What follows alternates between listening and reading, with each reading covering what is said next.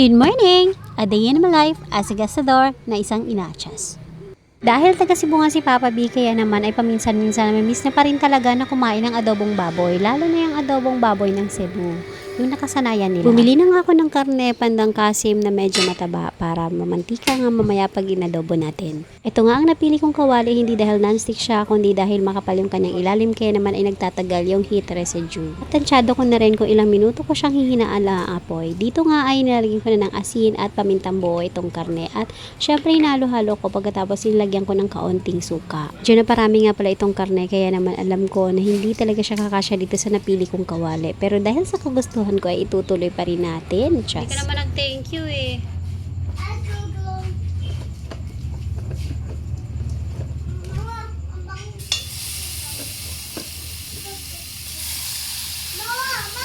Opo. Oh, wait lang ha. O, tapusin ko lang to ha.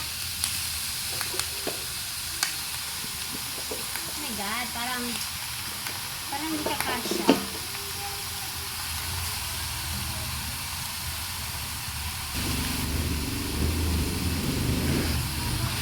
Oh, wait lang na, wait lang.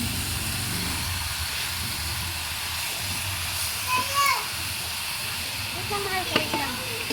Wait lang, mahal ko, wait lang. Ito na.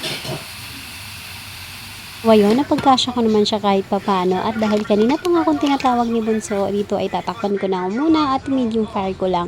Pagkatapos ay iiwanan ko na muna, babalikan ko na lang mamaya. Takpan ko lang ito ng mga 15 minutes ay babalikan ko. Pagkatapos nga ng 15 minutes ay ito na ang kanya naging itsura. Medyo kumulo-kulo na at medyo malpaluto na nga. Dahil nga half-cooked na ang karne dito ay hahalu-haluin ko naman. Medyo nahihirapan nga ako maghalo dito dahil talagang maliit yung aking kawali. Pero di bali na, pero gusto ko talaga to dahil dito nga sa kawaling to, dahil makapal nga ilalim ay mabilis maluto ang karne. So ayun, pinagtsagaan ko na nga siyang halu-haluin ng dahan-dahan lang, basta mamix ko lang siya ng kaunti para lang hindi nga manikit yung ilalim, at syempre para nga mag-well combine yung kanyang lasa, para na rin maluto nga ng pantay-pantay. Tinakpan ko ulit siya ng another 15 minutes. Pagkatapos ng 15 minutes ay ganito na nga ang kanyang itsura. Medyo malakas na nga ang pagkakakulo dito, kaya mainit na rin ang hawakan ng takip. Ito nga ay medyo nag-brown na yung bandang ilalim, kaya naman kailangan ko naman siyang halu-haluin, at dito nga naisip ko na kailangan ko na siyang halu-haluin ng medyo matagal na, kaya naman ay napagdesisyonan ko na nga siyang ilipat. Hirap talagang pagpilitan ang gusto natin, lalo na kung hindi akma. Just.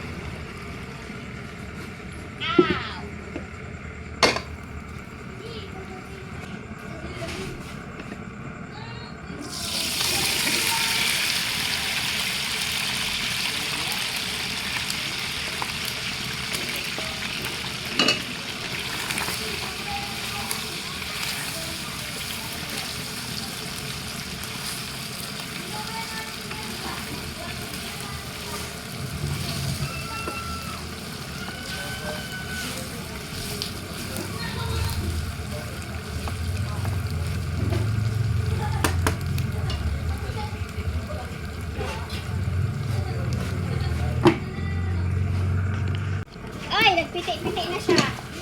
Ay! Parang hindi ko na siya pakuksunhan. Yung ano na lang, yung adobo lang ba na Cebu, pero hindi pinakukos. No?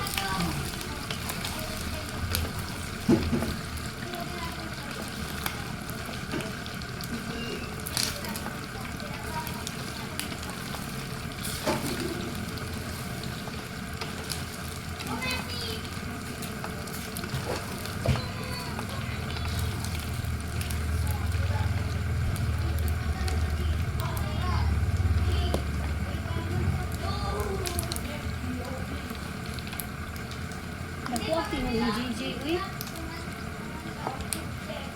No, hindi ko lang yung trabaho. Magkaya ko ng trabaho para pupunta na kayo sa trabaho. May schedule na kayo bukas.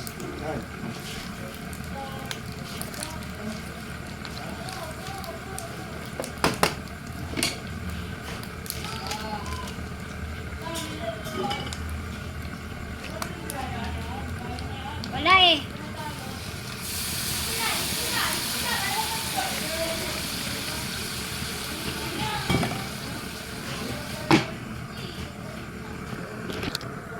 Ikaw pa mo kang dito.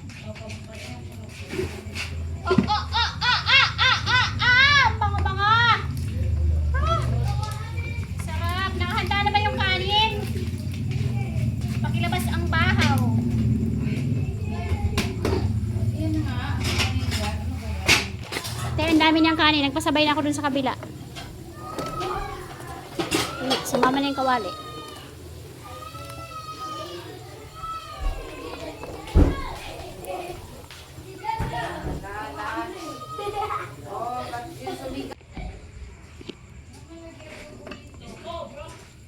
Oh, adobong manok naman yan. Kanina tanghali.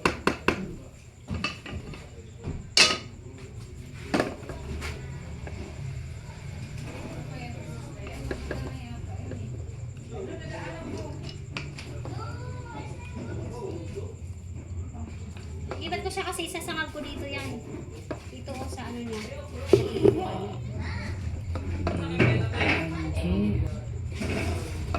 Ano te? Ano, sir? Ano? Pangita, alang sir. Naara na diha. Puti yun. Kaya mo yan.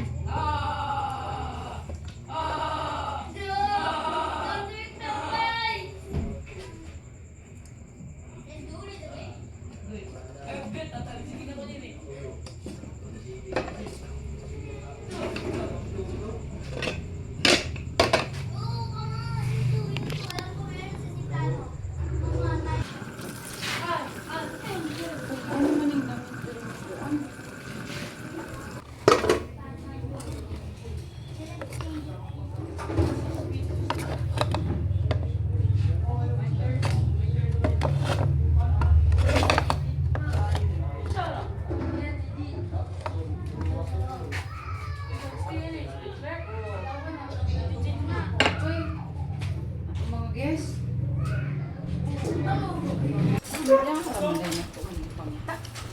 Ah,